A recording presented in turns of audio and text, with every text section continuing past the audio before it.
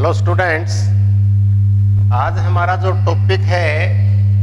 +2 political science की chapter popular movement, यानी कि जो जन आंदोलन है, उस जन आंदोलन के पार्ट 3 में आज हम डिस्कस करेंगे कि महिलाओं के उत्थान के लिए यानी उनके कल्याण, उनकी भलाई के लिए कौन कौन से संवैधानिक प्रावधान जो हैं वो उठाए गए हैं। देखो, पिछले 2 वीडियो में हमने दलित पैंथर्स के बारे में डिस्कस किया, चिपको मूवमेंट के बारे में डिस्कस किया, और जो BKU है भारतीय किसान यूनियन, उसके बारे में, और जो महिला मूवमेंट है, महिला आंदोलन जो है, उस कड़ी में हमने डिस्कस किया। उसका है पार्ट 3, उसमें महिलाओं के उत्थान के लिए उठाए गए, यानी कि हम ये कह सकते हैं कि जो महिला सशक्तिकरण है, महिला सशक्तिकरण हेतु संवैधानिक प्रावधान कौन कौन से उठाए गए हैं। संवैधानिक प्रावधान कौन कौन से हैं? जो विमेन एम्पावरमेंट है, विमेन एम्पावरमेंट, उसको और ज्यादा सुदृढ़ करने के लिए, उसको मजबूती प्रदान करने के लिए अपने संविधान निर्माताओं ने कौन कौन से संवैधानिक प्रावधान किए गए हैं, जिससे कि महिलाओं की जो स्थिति है, उनकी जो पोजीशन है, वो सोसाइटी के अंदर वो मतलब सुदृढ़ हो, वो उनको मजबूती मिले,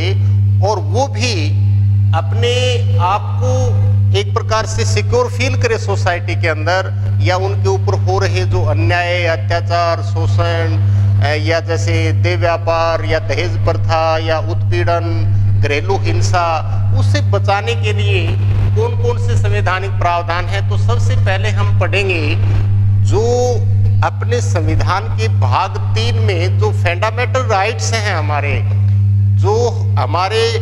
मौलिक अधिकार हैं, उन मौलिक अधिकारों में सबसे पहला आता है आपका अनुच्छेद 14, यानी कि अनुच्छेद 14। ये क्या कहता है? आर्टिकल 14 क्या कहता है? आर्टिकल 14 ये कहता है कि सभी व्यक्तियों को कानून की नजर में समान माना गया है। कोई भी व्यक्ति जो है वो कानून से ऊपर नहीं है, बल्कि जो है वो कानून की नजर में सभी व्यक्ति समान हैं, चाहे उसकी कितनी ही बड़ी सामाजिक हैसियत क्यों ना हो, या वो कितने ही भी बड़े उच्च पद पर क्यों ना हो, या उसकी जो वो अमीर गरीब, छोटा बड़ा, गोरा काला, कोई भी है, सभी व्यक्तियों को कानून की नजर में समान रखा गया है। ऐसे ही महिलाओं को भी ये एक प्रकार से लीगल राइट्स है, उनका एक कानूनी अधिकार है कि वो भी कानून की नजर में समान है। दूसरा है अनुच्छेद 15। अनुच्छेद 15 जो है वो क्या कहता है? वो हमें एक प्रकार से सामाजिक सुरक्षा प्रदान करता है। देखो, अपने समाज के अंदर जो विभिन्न जो क्लास के लोग हैं, विभिन्न कम्युनिटी के जो लोग हैं, उनके अंदर कोई गरीब है, कोई अमीर है, कोई छोटा है, कोई बड़ा है, कोई गोरा है, कोई काला है, या हम ये देख सकते हैं अपने सोसाइटी, अपने समाज के अंदर अगड़े और पिछड़े की जो भावना है, या जो एक प्रकार से हम ये कह सकते हैं कि जो छुआछूत की जो भावना है, या हम ये कह सकते हैं कि जो जातिगत आधारित जो असमानताएं हैं, उन असमानताओं को दूर करने का एक प्रकार से प्रयास किया गया है। आर्टिकल 15। आर्टिकल 15 जो ये कहता है कि सभी व्यक्ति समाज के अंदर समान हैं। कोई भी व्यक्ति, चाहे वो कितने भी बड़े उच्च कुल में पैदा क्यों ना हुआ हो, या वो एक गरीब घर में पैदा क्यों ना हुआ हो, सभी को जो है समाज के अंदर एक प्रकार से समान माना गया है। एक प्रकार से सामाजिक समानता दी गई है, वो महिला, पुरुष, गरीब, अमीर, छोटा बड़ा कोई भी है। इसी प्रकार उसमें हम देखते हैं आर्टिकल 16। आर्टिकल 16 जो है वो हमें अवसर की समानता देता है। अवसर की समानता, इसमें क्या है कि सभी व्यक्तियों को एक समान आगे बढ़ने का मौका है, अवसर है, चाहे वो महिला है, चाहे वो पुरुष है। वो यदि उसके अंदर योग्यताएं हैं, या हम ये कह सकते हैं कि ऐसा एक संवैधानिक सिस्टम किया गया है, एक ऐसा संवैधानिक व्यवस्था स्थापित की गई है, और उस व्यवस्था में कोई भी व्यक्ति किसी भी कुल में पैदा हुआ हो, लेकिन उसको अपना एक समान आगे बढ़ने का अवसर है यदि वो चाहे। देखो, आपने मध्यकालीन इतिहास या यूरोप के इतिहास में आपने पढ़ा होगा कि उस समय जो एक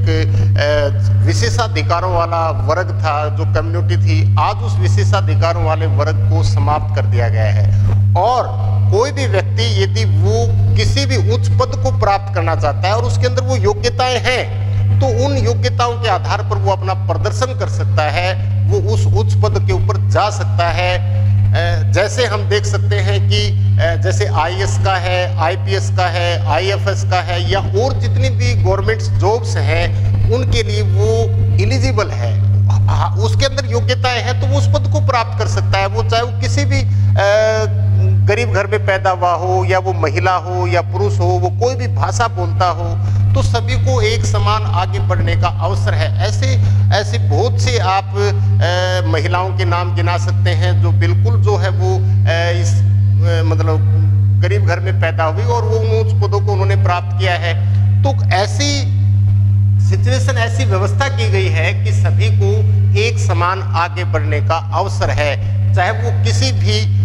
परिवार में या वो कुल में पैदा हुआ हो, किसी क्लास में पैदा हो, किसी कम्युनिटी में पैदा हुआ हो, गरीब में है या अमीर कोई भी है, यदि वो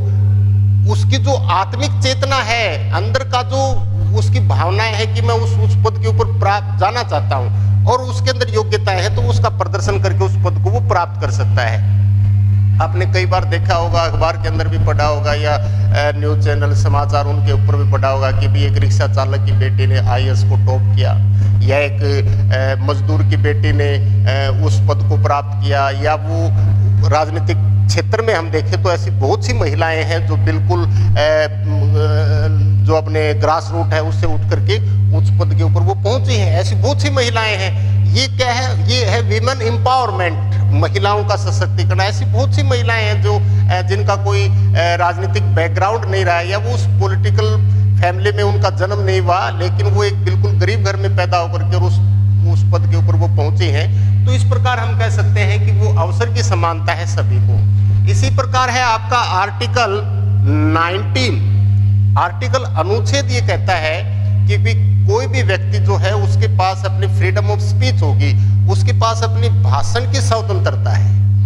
यानी कि वो अपने विचारों को अभिव्यक्त कर सकता है। मतलब इसमें एक प्रोफेसर लास्की ने एक बहुत ही बढ़िया बात कही है कि हो सकता है मैं आपके विचारों से सहमत ना हूं, लेकिन मैं आपके विचार अभिव्यक्ति की स्वतंत्रता का हनन नहीं कर सकता हूं। तो आप अपने विचारों को एक्सप्रेस कर सकते हैं। जो फ्रीडम ऑफ स्पीच है उसके लिए आप कोई माध्यम बना सकते हैं, जैसे भाषण देना, या अपने किसी साहित्य के माध्यम से, या कविताओं के माध्यम से, या किसी टीका टिप्पणी के माध्यम से, या व्यंग्य के माध्यम से आप अपने विचारों को अभिव्यक्त कर सकते हैं। इसी प्रकार आपके पास घूमने फिरने की स्वतंत्रता है, कहीं पर भी आप अपना कोई भी रोजगार, कोई भी व्यवसाय आप उसको शुरू कर सकते हैं। कोई छोटा मोटा दुकानदारी का आप कर सकते हैं, या कोई कारखाना है, या कोई और अन्य जो भी आपके व्यवसाय से रिलेटेड है आप उनको प्राप्त कर सकते हैं। कहीं पर भी आप प्रॉपर्टी खरीद सकते हैं, हिंदुस्तान के किसी भी क्षेत्र में जाकर के घूम फिर सकते हैं, अपना कोई व्यवसाय शुरू कर सकते हैं। तो यहाँ पर जो है आपके पास आर्टिकल 19 के अकॉर्डिंग ऐसी संवैधानिक प्रावधान किए गए हैं कि आप अपना कोई भी व्यवसाय जो है वो स्टार्ट कर सकते हैं। हाँ, यदि आप कोई अपना पेशा अपनाना चाहते हैं, कोई भी अपना पेशा जो है उसको अपनाना चाहते हैं, जैसे भी कोई भी पेशा आप अपनाना चाहते हैं, जैसे आप डॉक्टर बनना चाहते हैं, तो यहाँ राज्य आपके लिए कुछ कंडीशंस निर्धारित कर सकता है कि भी उसके लिए आपने जीव विज्ञान का डीपली जो है वो स्टडी किया हुआ हो। आप एक लॉयर बनना चाहते हैं तो कानून के में आपकी जानकारी होनी चाहिए, उसके लिए राज्य कुछ योग्यताएं निर्धारित कर सकता है। यदि आप प्रोफेसर बनना चाहते हैं तो उस क्षेत्र में आपके पास विशेषज्ञता हो, उसके लिए कुछ क्राइटेरिया निर्धारित कर सकता है राज्य। लेकिन यदि आप अपना कोई व्यवसाय स्थापित करना चाहते हैं तो उसके लिए कोई इसी प्रकार का कोई नहीं है। कई बार आपने देखा हो बिल्कुल जो है एंडर मैट्रिक लोग जो हैं अपना छोटा मोटा व्यवसाय करके और वो बहुत बड़ी बुलंदियों तक पहुंच जाते हैं। तो यहाँ पर कोई भी आप अपना व्यवसाय अपना सकते हैं, अपना अपना कार्य जो है वो शुरू कर सकते हैं, घूमने फिरने की स्वतंत्रता है, आप अपने विचारों को अभिव्यक्त कर सकते हैं, चाहे वो महिला पुरुष कोई भी है। तो इस प्रकार हम दे सकते हैं कि आर्टिकल 19 जो है ये आपको संवैधानिक प्रावधान जो है वो प्रोवाइड करवाता है, जिससे आप अपना ऑलराउंड डेवलपमेंट कर सकते हैं। इसी प्रकार है आपका आर्टिकल 23 है, यानी कि अनुच्छेद 23 जो है वो महिलाओं का जो देह व्यापार है उस पर रोक लगाता है, और जो बेगारी जो प्रथा है उसके ऊपर रोक लगाता है। जो बेगारी प्रथा है उसके ऊपर रोक लगाता है, और जो देह व्यापार वगैरह है या जैसे उनका खरीद फरोख्त करना है वो इस प्रकार का जो एक प्रकार से हम ये कह सकते हैं कि जो अनफेयर जो प्रैक्टिसेस होती हैं उनके साथ, या कहीं वो अन्याय अत्याचार या उनको बेगार करना पड़ता है या जबरदस्ती उनको किसी कार्य के लिए, तो वो क्या है अनफेयर प्रैक्टिसेस जो करता है उसके ऊपर रोक लगाता है राज्य। इसी प्रकार हम देख सकते हैं कि जो आपका आर्टिकल 39 जो है उसमें ये बोलता है अपना संविधान कि उसको समान कार्य के लिए समान वेतन मिलेगा। आर्टिकल 39 जो है उसका जो पोर्शन है वो बोलता है कि महिलाओं को समान काम के लिए समान जो वेतन है वो निर्धारित इसमें करता है। इसी प्रकार आर्टिकल 39 है ये समान काम के लिए समान वेतन। इसी प्रकार आर्टिकल 42 है वो जैसे ये अपने जो राज्य के डायरेक्टिव जो प्रिंसिपल्स हैं उसके अंदर है कि आर्टिकल 42 के अंदर जो महिलाओं के कार्य की जो न्यायोचित दशा है, जैसे देखते हो आप कि उनकी जो शारीरिक बनावट है उस आधार के ऊपर किसी भी महिला को कठिन कार्य के ऊपर नहीं लगाया जा सकता। या इसी प्रकार देखते हैं कि जो प्रसव के दौरान यानी कि जो गर्भवती जो महिलाएं होती हैं उस समय उनको राज्य जो है वो सवैतनिक अवकाश देता है। कई स्टेट के अंदर 6 महीने का है, कहीं 9 महीने का है, तो उसको सवैतनिक अवकाश देता है। और काम की जो न्यायोचित जो दशाएं हैं कि भी उनका जो फिजिकल स्ट्रक्चर है उस आधार पर उनके साथ जो है वो किसी कठिन कार्य पर न लगाया जाए। तो आर्टिकल 42 जो है वो काम की न्यायोचित दशा और प्रसव के दौरान उनको सवैतनिक जो वेतन है उसको निर्धारित करता है। इसी प्रकार हम देख सकते हैं कि आर्टिकल 73 यानी कि जो 1992 के अंदर जो 73rd जो कॉन्स्टिट्यूशन अमेंडमेंट हुआ, उस कॉन्स्टिट्यूशन अमेंडमेंट के दौरान जो है महिलाओं की जो राजनीतिक जो भागीदारी है उस राजनीतिक भागीदारी को बढ़ाने के लिए जो अपनी लोकल गवर्नमेंट है, जो स्थानीय जो शासन है, उस स्थानीय शासन में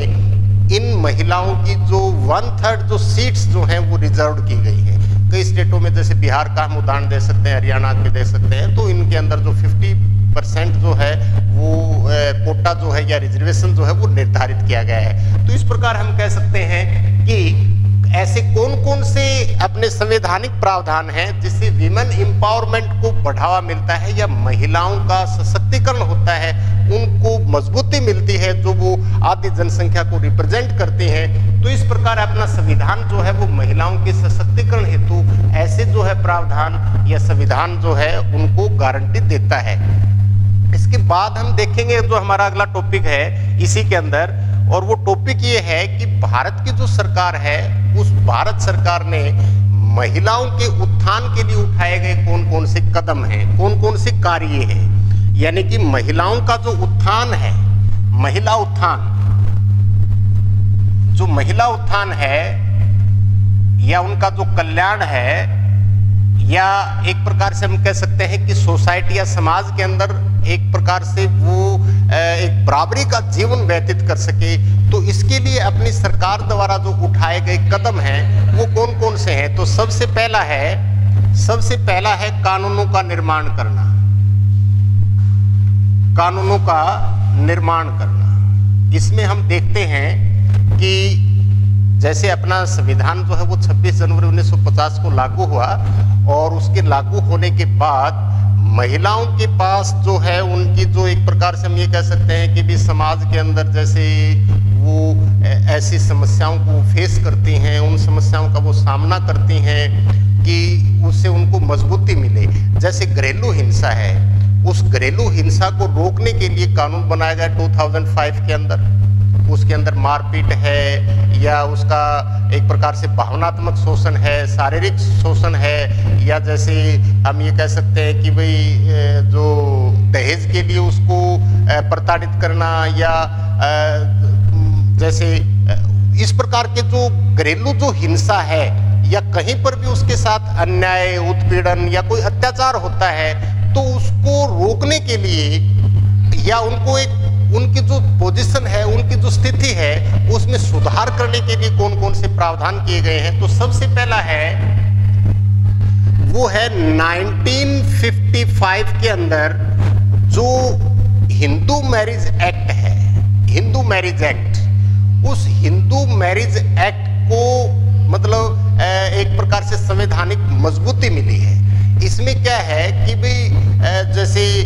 हिंदू मैरिज एक्ट के अंदर पहले क्या था कि 2-2, 3-3 शादियां करना, अब ये प्रावधान कर दिया गया है कि वो एक हिंदू तभी शादी कर सकता है जब उसकी पहली पत्नी की डेथ हो चुकी हो, या उसकी पत्नी की रजामंदी हो, या उसकी पत्नी जो है वो मानसिक रूप से विकृत हो, पागल हो,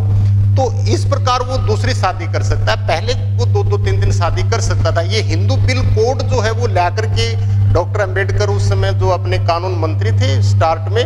तब तो इसका काफी विरोध हुआ था, लेकिन बाद में हिंदू बिल जो हिंदू कोड जो था उसको कानून बनाया गया। अब जो डिवोर्स है, तलाक जो है, उसको कानूनी मान्यता मिलने लगी है। उसको कानून पहले क्या था, डिवोर्स जो है उसके पास इसको कानूनी मान्यता नहीं थी, लेकिन अब यदि कोई महिला समाज में इस प्रकार से उत्पीड़ित होती है, अत्याचार होता है और जो भी है, तो वो उसके लिए डिवोर्स की डिमांड कर सकती है, मांग कर सकती है। या कोई परित्यक्ता जो नारी है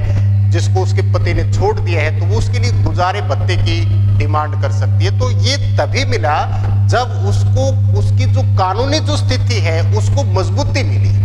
क्योंकि कानून ये कहता है कि भी हाँ, उसको भी समाज में बराबर जीने का अधिकार है। इसी प्रकार हम देख सकते हैं कि 1956 के अंदर प्रॉपर्टी राइट, प्रॉपर्टी राइट यानी कि उनके पास संपत्ति का अधिकार मिला है। उससे पहले कोई महिला जो है उसके पास कोई संपत्ति का अधिकार नहीं था, और वो न तो कोई संपत्ति खरीद सकती थी न बेच सकती थी। उसके पास जो है संपत्ति रखने का अधिकार आया 1956 में। और फिर ये जो प्रॉपर्टी राइट था, प्रॉपर्टी राइट को जब अपने देश के प्राइम मिनिस्टर थे डॉक्टर मनमोहन सिंह, और डॉक्टर मनमोहन की सरकार में फिर इस प्रॉपर्टी राइट का जो एक प्रकार से ये अधिकार था, इसके अंदर फिर अमेंडमेंट किया गया, संशोधन किया गया संविधान में, और वो किया गया 2005 में। 2005 का जो एक्ट है वो ये कहता है कि भाई अब पहले तो प्रॉपर्टी राइट्स जो महिलाओं का था, अब वो दोनों जगह उसको प्रॉपर्टी राइट है। यानी कि इसमें कानून में कहा गया कि भी पति का घर भी तेरा और पिता का घर भी तेरा। अब 2005 के बाद से महिलाओं का दोनों स्थानों के ऊपर प्रॉपर्टी राइट है, चाहे वो उसके पति का घर है, चाहे वो उसके पिता का घर है। और फिर 2005 के अंदर ही घरेलू हिंसा अधिनियम जो है उसको मंजूरी मिली। घरेलू हिंसा अधिनियम,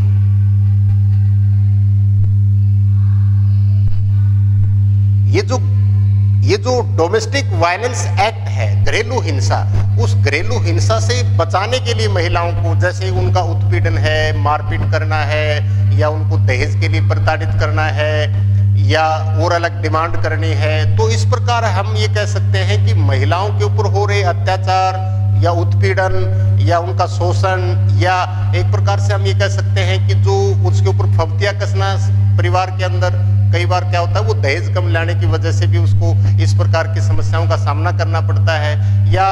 उनको उसकी कई बार उसकी डेथ भी कर देते हैं, उसकी हत्या भी कर देते हैं। तो इस प्रकार हम देख सकते हैं कि जो डोमेस्टिक वायलेंस एक्ट जो है उससे महिलाओं की जो पोजीशन है, उनकी जो स्थिति जो है वो कानून से वो काफी उसके अंदर सुधार हुआ है, वो इम्प्रूव हुआ है। इसी प्रकार हम देख सकते हैं 1961 के अंदर जो दहेज निषेध अधिनियम है, दहेज निषेध अधिनियम, इसको मंजूरी मिली। ये जो दहेज निषेध अधिनियम है कि भी, क्योंकि आज देखो कोई गरीब व्यक्ति है, उसको अपना योग्य वर तलाशने के लिए वो अपने जो लड़के वगैरह या उनके जो पेरेंट्स जो हैं उनकी डिमांड को फुलफिल नहीं कर सकता, पूरा नहीं कर सकता, तो आज जो है ये दहेज निषेध अधिनियम कानून बनाया गया है कि भी कोई भी व्यक्ति जो है वो किसी भी महिला को ज्यादा जो दहेज वगैरह है उसकी डिमांड नहीं कर सकता। यदि वो ऐसा करता है तो दहेज अधिनियम के दौरान, उन धाराओं के दौरान उस व्यक्ति को मतलब एक प्रकार से हम कह सकते हैं कि दोषी पाया जाएगा। तो इस प्रकार उनकी जो स्थिति है समाज के अंदर, उनकी जो पोजीशन है उसको इम्प्रूव करने के लिए कानूनों का निर्माण किया गया है। इसी प्रकार हम देख सकते हैं कि भाई जैसे जो लिंग निर्धारण जो जांच जो है, जैसे कई बार क्या होता है देखते हैं अपनी सोसाइटी, अपने समाज के अंदर, क्योंकि अपना सिस्टम ऐसा है, हम ज़्यादा प्रायोरिटी जो है वो लड़के को देते हैं, लड़की को कम देते हैं। तो इस प्रकार से जो लिंग की जो जांच करना है, क्योंकि आज जो अपने साइंस जो है इतनी उन्नति कर चुका है कि गर्भ के अंदर ही पता लग जाता है लिंग का कि वो लड़का है या लड़की। यदि लड़की हो तो उसका अबॉर्शन करवा दिया जाता है। तो अब क्या है, उस लिंग निर्धारण जो जांच जो है उसके ऊपर रोक लगाई गई है। और आपने देखा होगा कि आज वर्तमान स्थिति के अंदर एक नारा जो है वो खूब चला हुआ है, बेटी बचाओ और बेटी पढ़ाओ, जिसका जो उद्घाटन जो है वो पानीपत से डॉक्टर अपने देश के प्राइम मिनिस्टर नरेंद्र मोदी द्वारा जो इसको स्टार्ट किया गया था। तो आज जो लिंग निर्धारण जो है उसके ऊपर रोक लगाई गई। तो इस प्रकार हम देख सकते हैं कि कानूनों का निर्माण करके महिलाओं की जो स्थिति है, उनकी जो पोजीशन जो है उसको इम्प्रूव किया गया है। दूसरा देखो, दूसरा है महिला अपराध प्रकोष्ठ, महिला अपराध प्रकोष्ठ, या फिर हम इसको कह सकते हैं कि परिवार न्यायालय। ये जो परिवार न्यायालय है, देखो हमारी जो न्यायिक व्यवस्था है देश की, वो काफी श्रम साध्य या काफी उसके अंदर समय भी लगता है और काफी उसके अंदर धन भी खर्च होता है, काफी धन भी खर्च होता है और वो काफी वो समय भी उसका बीत जाता है। तो इस प्रकार यदि कोई परित्यक्ता नारी है या घरेलू हिंसा का वो शिकार है, दहेज के मामले में है, या कहीं पर भी उसका उत्पीड़न अत्याचार हो रहा है, या उसके साथ छेड़खानी की गई है, या उसको कहीं एक प्रकार से हम ये कह सकते हैं कि कहीं पर भी वो कार्य करते समय यदि उसके साथ किसी प्रकार का कोई भेदभाव किया जाता है, या उसको एक प्रकार से हम ये कह सकते हैं कि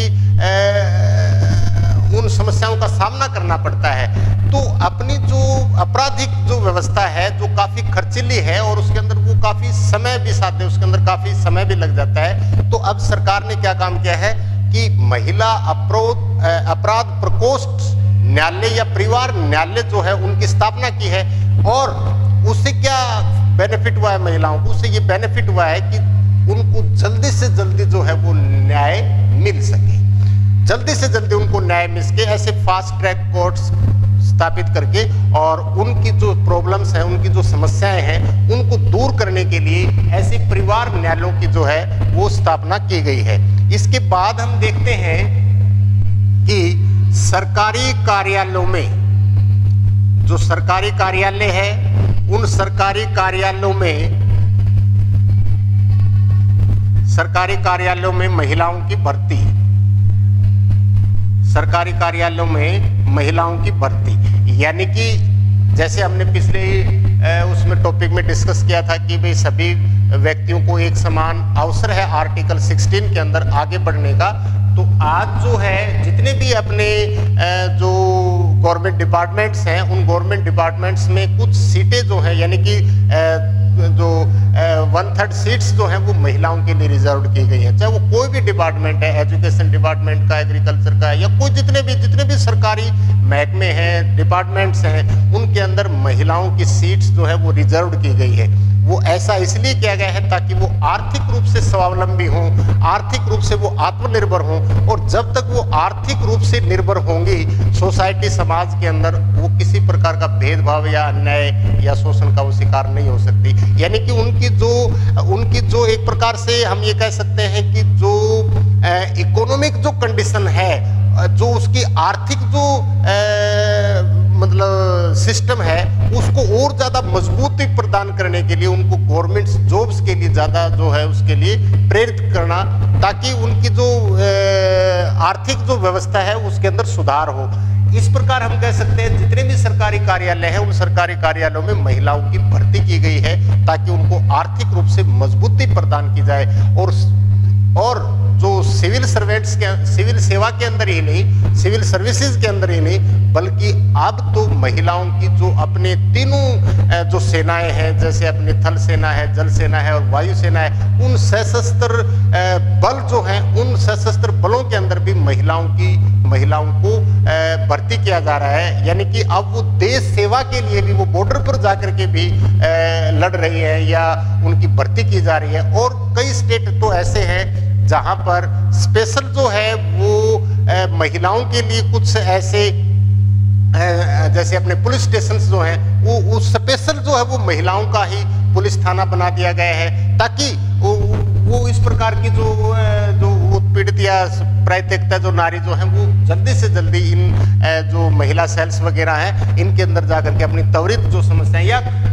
कुछ ऐसे कार्यालय हैं जिनमें स्पेशल जो है वो महिलाओं को ही